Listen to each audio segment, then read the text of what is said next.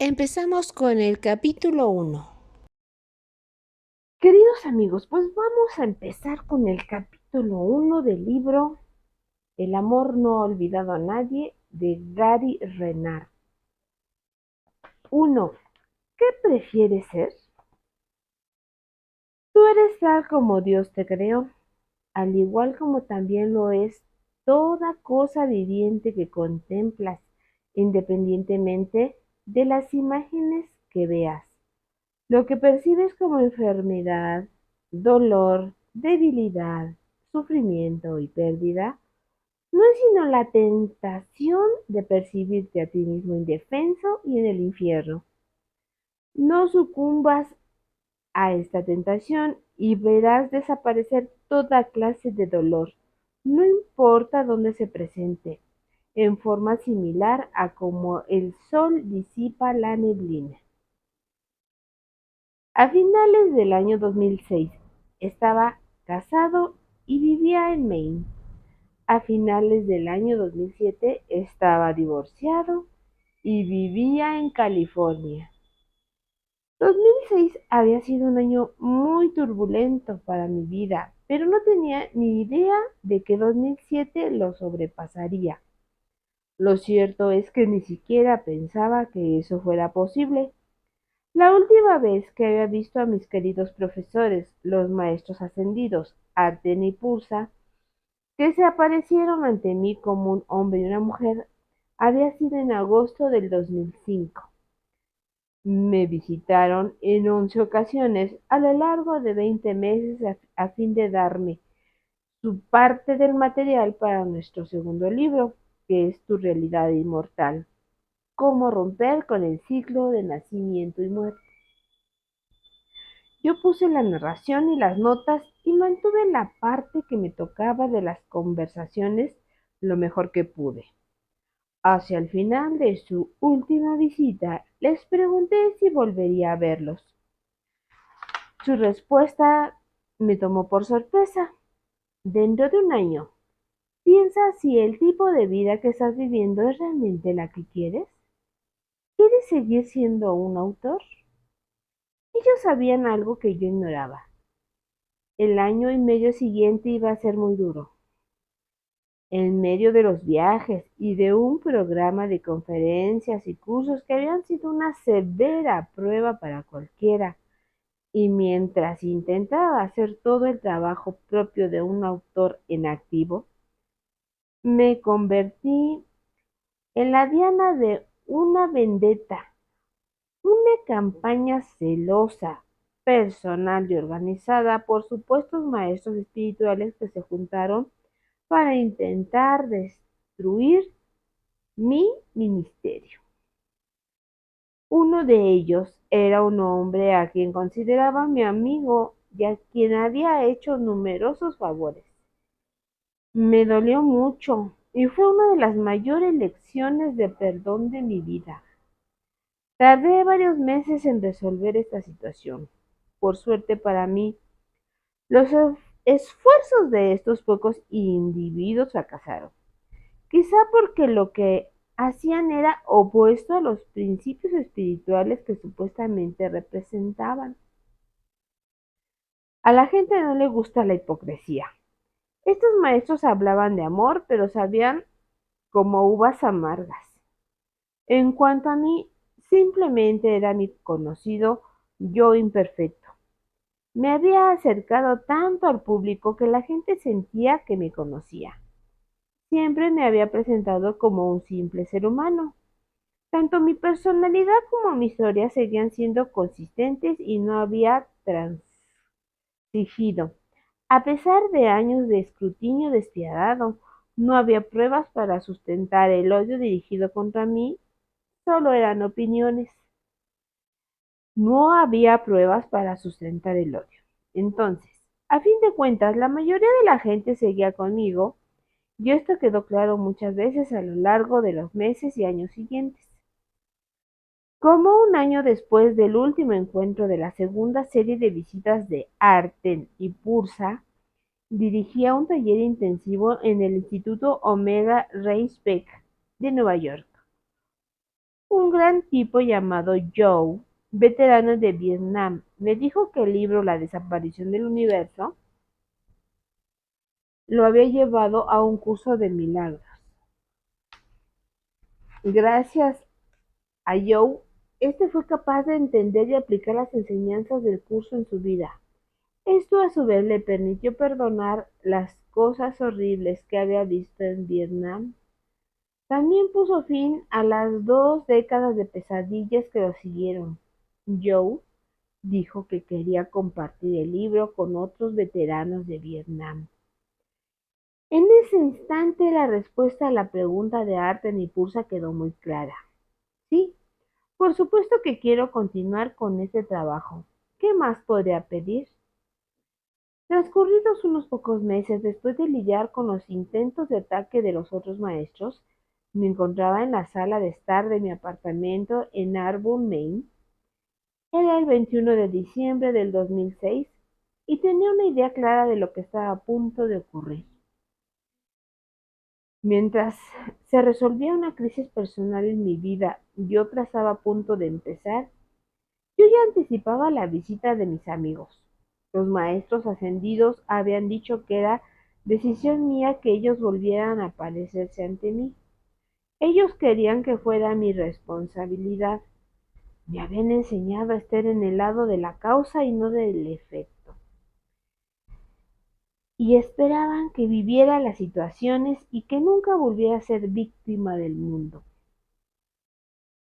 En esta ocasión, la elección era mía y yo sabía que ellos se presentarían si yo quería que lo hiciesen. No tuve ocasión de sentirme decepcionado. De repente, Arten y Pursa aparecieron ante mi sofá favorito. De pronto perdería como consecuencia de mi divorcio, aunque poco después mi ex esposa me lo devolvió. Gary. Sabía que vendrías hoy, y otras personas me han enviado correos electrónicos diciéndome que pensaban que hoy se presentarían ustedes. Arten, no podemos escapar de la fama. Pursa, allá están afuera los paparazzi, pero hablemos en serio. Esta ha sido una temporada muy difícil para ti, Gary. Sin duda. ¿Os importaría explicarme por qué no me avisasteis que iba a sufrir más injurias que cualquier otro maestro en la historia de un curso de milagros? Arden.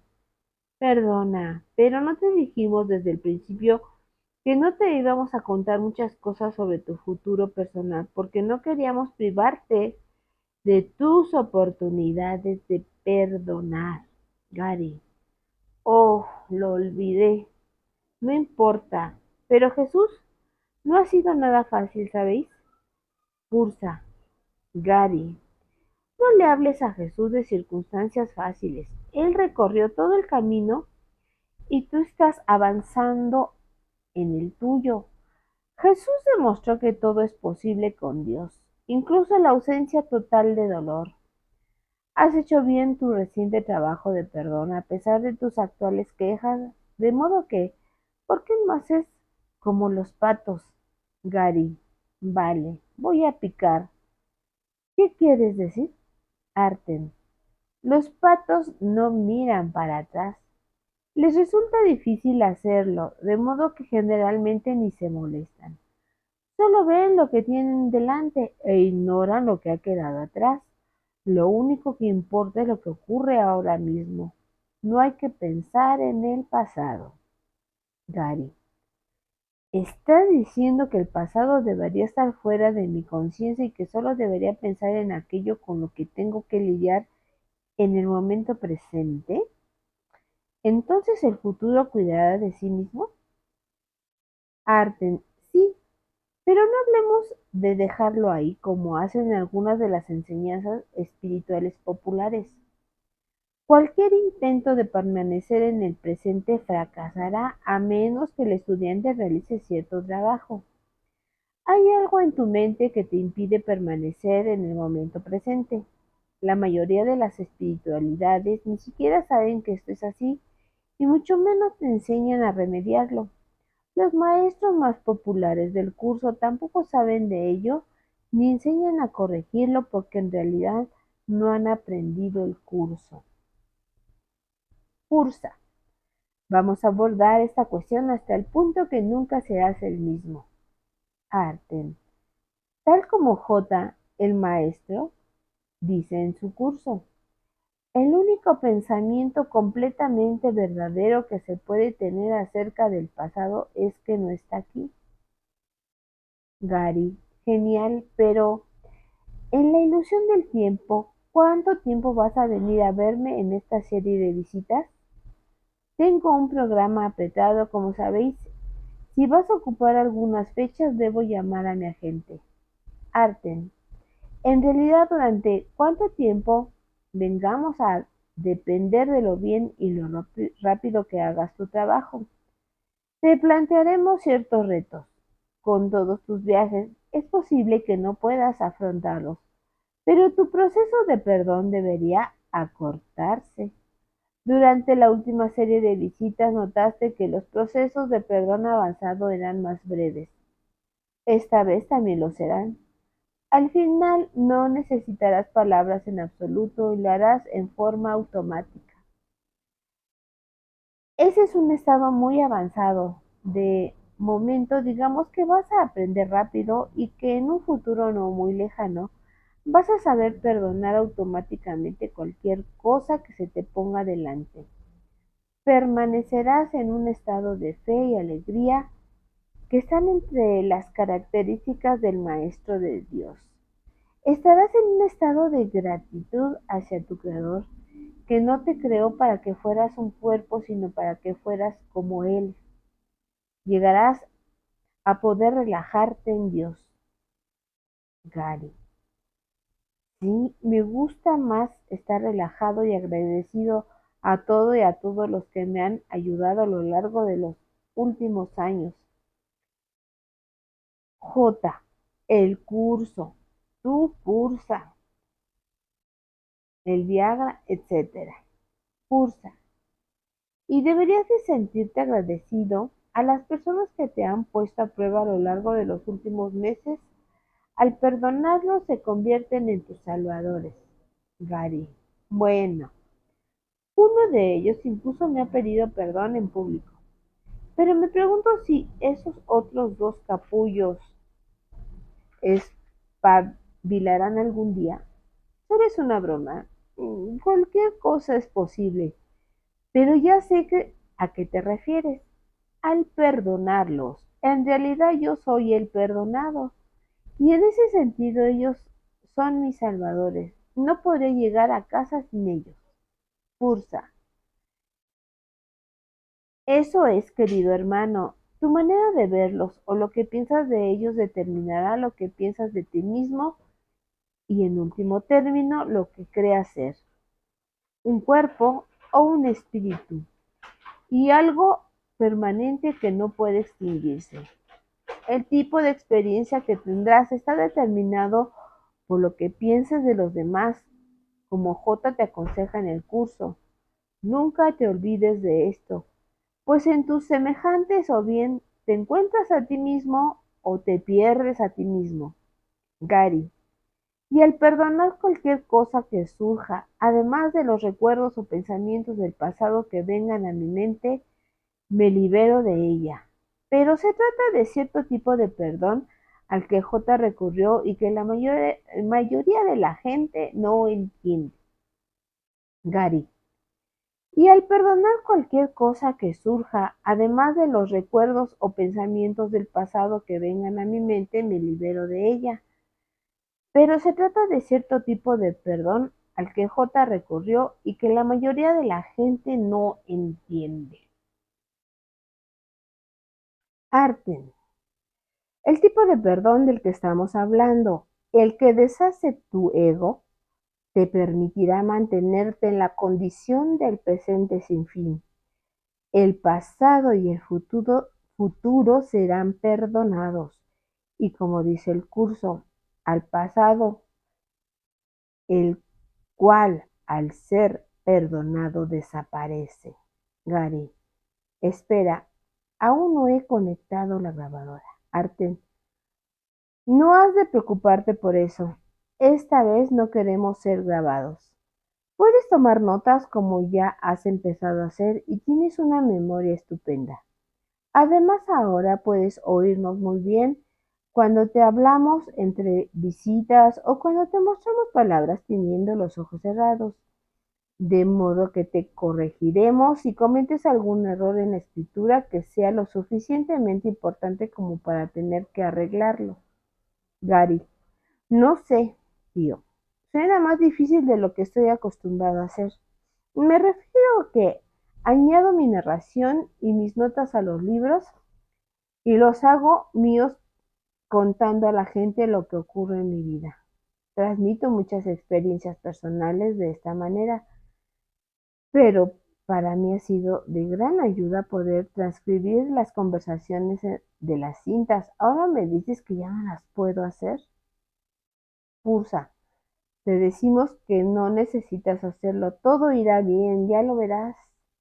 Gary, ¿por qué no hacer grabaciones? Pursa, es muy simple. Tu decisión de continuar con este trabajo significa que a ver, que vas a hacer más libros, de modo que vamos a evitar las preguntas que la gente plantea sobre las cintas. Ahora puedes hacer el trabajo sin grabaciones y la gente deberá concentrarse en lo que decimos, no en las cosas superficiales como si somos reales o si las cintas son reales. Pero lo que intentamos enseñarles en todo momento es que nada excepto Dios es real, ni siquiera ellos. Además, has hecho un buen trabajo de responder a las preguntas de la gente. Hace ya años se plantean preguntas sobre ti, sobre Artem, sobre mí, y tú las has respondido todas tal como te aconsejamos. Nota.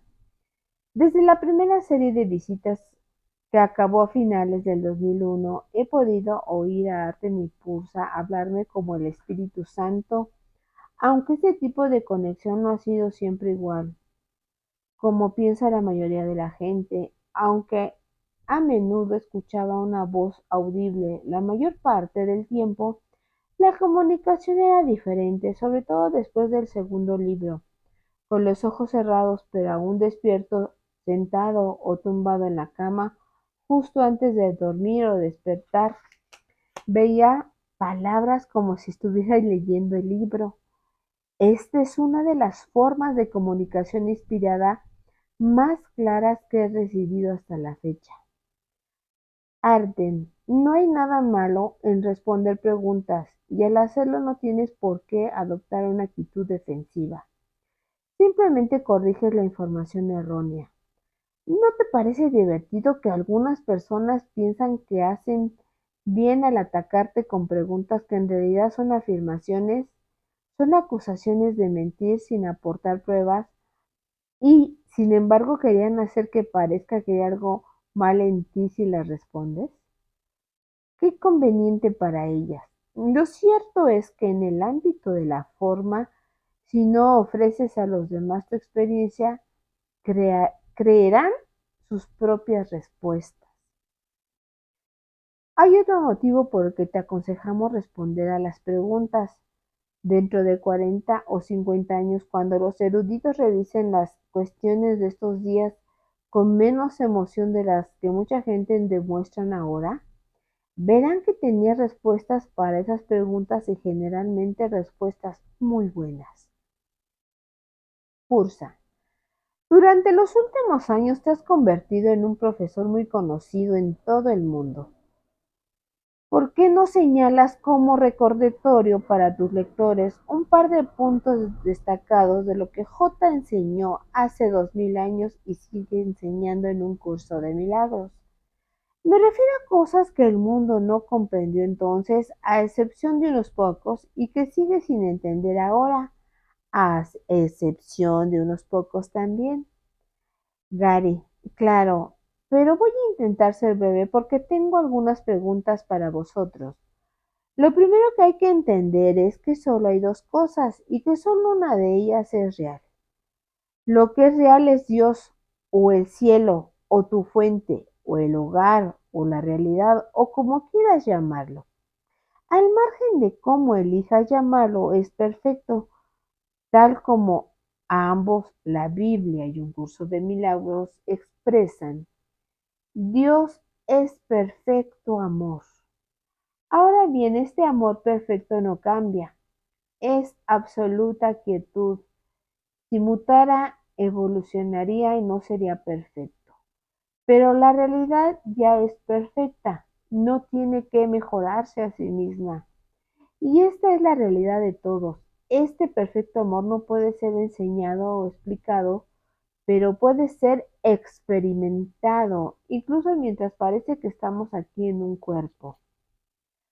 Ahora bien, si Dios es perfecto amor, entonces lo único que sabe hacer es amar. Si supiera hacer algo más, no sería amor perfecto, ¿cierto? Este es un punto importante para entender la naturaleza no dualista del curso. Pero hay otra cosa que cree estar aquí. En realidad no está, pero piensa que sí. Esta cosa piensa que se ha separado de su fuente y que ha tomado una identidad individual propia. A eso lo llamaremos el ego, y el ego en su mayor parte es inconsciente, está debajo de la superficie. Solo vemos una pequeña porción de él con la mente consciente y la mayor parte permanece oculta. En esta parte escondida hay una culpa tremenda por la aparente separación de Dios. Esto es lo que podríamos llamar el pecado original. No se trata realmente de un pecado, sino de la idea de estar separado. Esto produjo la conciencia, porque para que exista la conciencia tienes que tener más de una cosa, un sujeto y un objeto. Así tienes algo más de lo que ser consciente. En realidad no hay sujeto ni objeto, solo perfecta unicidad. De modo que en resumen no tienes que esforzarte por ser lo que ya eres.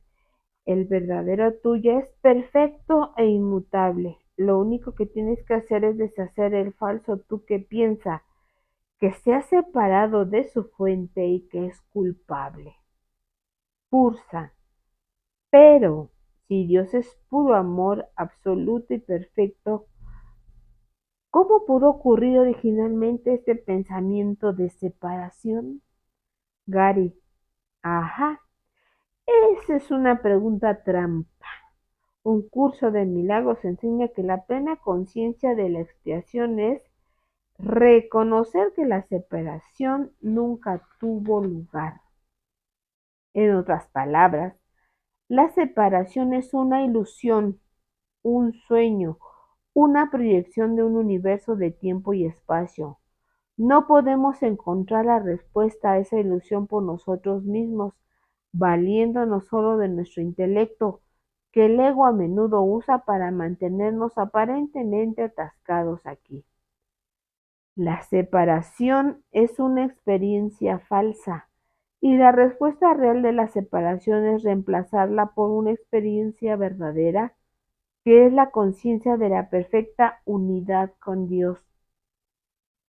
En este estado ya no eres un ser separado, sino que eres uno con toda la creación, y esa experiencia es la respuesta a lo que llamamos vida. De hecho, en esa experiencia no hay preguntas, solo respuestas. Entonces retornas temporalmente aquí a la falsa experiencia de separación y resulta que estabas soñando las preguntas, porque las preguntas no existen en realidad, que es la experiencia del amor perfecto que es uno con la fuente y que se convierte en nuestra realidad permanente cuando abandonamos el cuerpo por última vez.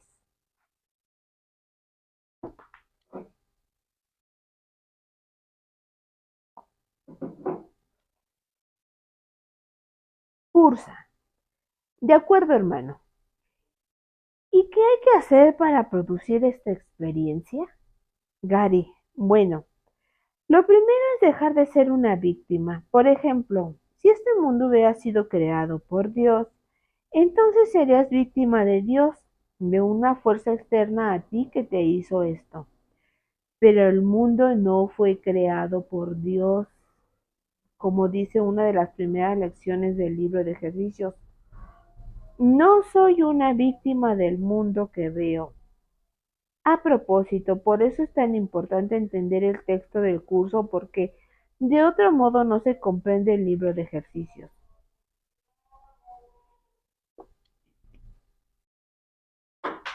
Pero el mundo no fue creado por Dios. Como dice una de las primeras lecciones del libro de ejercicios, no soy una víctima del mundo que veo. A propósito, por eso es tan importante entender el texto del curso, porque de otro modo no se comprende el libro de ejercicios.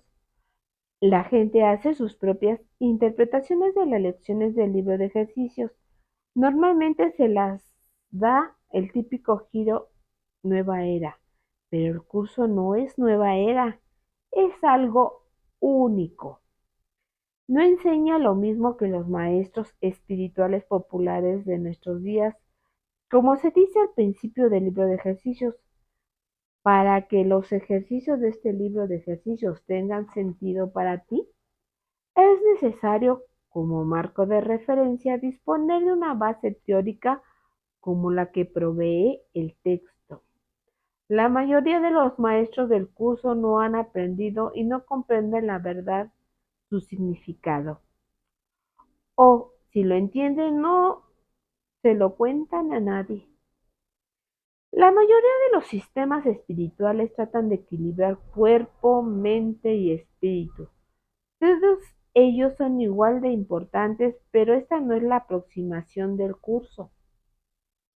En el curso aprendes a usar la mente para elegir entre el cuerpo, que es el gran símbolo de la separación del ego, y el espíritu, que según el curso es perfecta unicidad y que no ha de confundirse con la idea de un alma individual, que también es una idea de separación. El curso enseña que el mundo es una proyección de nuestra mente colectiva inconsciente, lo que estaba en nuestra mente a un masivo nivel metafísico. A saber, la terrible culpa inconsciente que sentimos en la separación inicial de nuestra fuente. Fue negado y proyectado hacia afuera. Un psicólogo te dirá que la proyección siempre sigue a la negación. Esto se debe a que cuando niegas algo, tiene que ir a alguna parte. Ahora bien, una vez que se niega algo, se vuelve inconsciente. Y el curso habla mucho sobre la negación. Te olvidas de que lo negaste y entonces cuando es proyectado hacia afuera, piensas que la proyección que contemplas es la realidad. Olvidas que tú la has hecho porque la has negado. De modo que es tu proyección, pero no eres consciente de ello. A continuación, el curso enseña que la proyección da lugar a la percepción. Esto significa que has fabricado aquello que estás mirando, pero te has olvidado y lo consideras la realidad. Olvidas que es una creación errónea de tú mismo y tú mismo la has fabricado, como dice J. ¿No es acaso extraño que consideres arrogante pensar que fuiste tú quien fabricó el mundo que ves? Dios no lo creó. De eso puedes estar seguro. ¿Qué qué puede saber él del efímero, del pecado o de la culpabilidad? ¿Qué puede saber de los temerosos, de los que sufren y de los solitarios, o de la mente que vive dentro de un cuerpo condenado a morir? Pensar que Él ha creado un mundo en el que tales cosas parecen ser reales es acusarlo de demente. Él no está loco. Sin embargo, solo la locura da lugar a semejante mundo. Arten, tú y tu amigo J tendrás que compartir estas cosas. Dices que parte del camino de salida consiste en dejar de ser una víctima y en responsabilizarte de tu experiencia. ¿Podría ser un poco más específico en cuanto a cómo hacerlo? Gary. Bien, no puedes hacerlo mediante el pensamiento ingenioso, ni siendo tu propio maestro. Tienes que escuchar el sistema de pensamiento del Espíritu Santo en lugar del tuyo. La verdad es simple y consistente, pero el ego no lo es. El ego es muy complicado y quiere que la idea de separación sobreviva porque hace que se sienta especial. Entonces, en este mundo establece relaciones especiales, de amor especial o de odio especial. Tema al que estoy seguro que vamos a llegar. Lo cierto es que el ego es a los que les encanta complicaciones porque son cortinas de humo sobre el único problema real y la única solución real. El único problema real consiste en la idea de que nos hemos separado de Dios y la única solución real consiste en deshacer la idea de la separación y volver a casa. Para llevarnos a casa, el Espíritu Santo nos ofrece la simplicidad de la verdad frente a las complejidades del ego. Pero el ego no está dispuesto a renunciar, es como Terminator, vuelve y una y otra vez. No obstante, a la larga ganará la verdad que deshace el ego porque el Espíritu Santo es perfecto y el ego no. Cualquiera puede entender y aplicar las enseñanzas del Espíritu Santo. El curso dice que son simples y no lo dice una sola vez. Usa esa palabra 158 veces. Lo he mirado en la concordancia. Por otra parte, el curso no nos aconseja ni a nosotros ni a nuestros maestros, ni siquiera a los maestros ascendidos tener ideas originales. De hecho, dice, el pensamiento ingenioso no es la verdad que te hará libre, pero te liberarás de la necesidad de usarlo una vez que estés dispuesto a prescindir de él. Y también dice, espera, dejadme mirarlo aquí. El curso simplemente ofrece otra respuesta una vez que se ha planteado una pregunta. Dicha respuesta, no obstante, no recurre a la inventiva o al ingenio. Esos son atributos del ego. El curso es simple. Tiene una sola función y una sola meta. Solo en eso es totalmente consistente, pues solo eso puede ser consistente. Arten, eso es cierto, pero aún no me has dado la clave. Basándote en lo que has dicho, ¿qué es lo que hay en el curso que cambia tu experiencia? Gary, cambias tu experiencia de ti mismo al cambiar tu manera de mirar a otras personas. Pursa, exactamente. El perdón es un cambio en la manera de mirar las cosas, ya sean situaciones, sucesos u otras personas, pero no es fácil. Gary, nunca digo a la gente que sea fácil perdonar a otras. De hecho, es un rollo porque no se lo merecen. Ursa, eso puede parecer verdad a nivel de la forma, pero luego te das cuenta de que eres tú quien es perdonado cada vez que perdonas a otros. Gary, esto se debe a que en realidad solo hay uno de nosotros. Arten, ¿sí? Es posible que las personas parezcan estar separadas porque lo que ven es una proyección basada en la idea de la separación. Pero se trata de un truco. Aunque parece que el ego divide, es una ilusión.